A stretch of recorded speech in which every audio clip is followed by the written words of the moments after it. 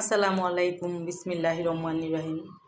কারণ কালকে আমাদের গ্রামের বাড়িতে চাঁদপুর গিয়েছিলাম, দেখেন ওইখান থেকে কি কি টাটকা সবজি আমি নিয়ে এসেছি।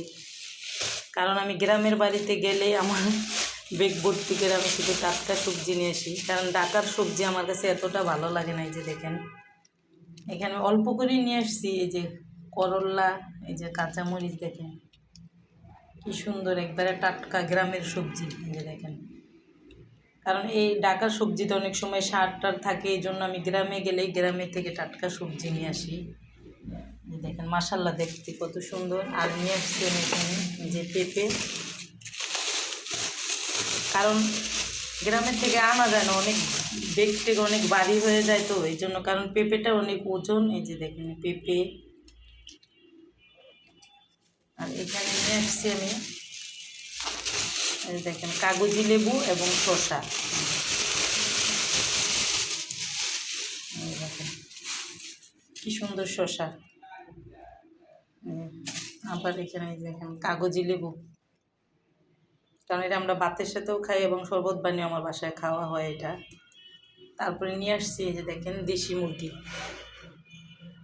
এই যে দেখেন ওইখান থেকে মুরগি কিনে তারপর জবাই করে এই যে নিয়ে আসছি। এই যে দেখেন দেশি মুরগিটা, কারণ ঢাকা থেকে দেশি মুরগি কিনলে শুধু হাড় বেশি হয়, মাংস কম হয়। এই যে দেখেন, কারণ গ্রামের থেকে মুরগিটা নিয়ে আসলে মুরগিটা একটু মাংস বেশি হয়। কারণ আমরা গ্রামের থেকে, আমাদের এক আত্মীয় আছে, উনি মুরগি পালে এবং উনি বিক্রি করে। ওনার আর্থিক অবস্থা বেশি একটা ভালো না, এই জন্য আমরা ঢাকা থেকে গেলেই ওনার কাছ থেকে মুরগি কিনি। এই যে দেখেন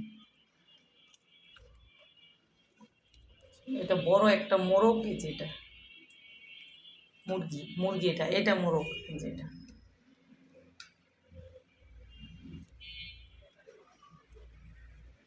আর নিয়ে আসছি লতি, কারণ লতিগুলা আমাদের 2 দিন আগেই কেনা হয়েছিল, এই জন্য লতিটা একটু কালচা কালচা হয়ে গেছে।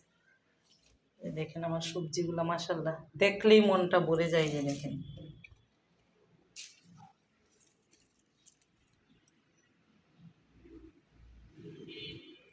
কারণ গ্রামের সবজি গ্রামের সবজি, ঢাকার সবজি ঢাকার সবজি। কারণ ওইখানে গ্রামে গেলে দেখা যায় যে ক্ষেত থেকে বা মানুষ গাছের থেকে উঠাইতেছে এরকম। কারণ এই করল্লাগুলি আমাদের সামনেই উনি গাছ থেকে উঠাইছে। এই যে দেখেন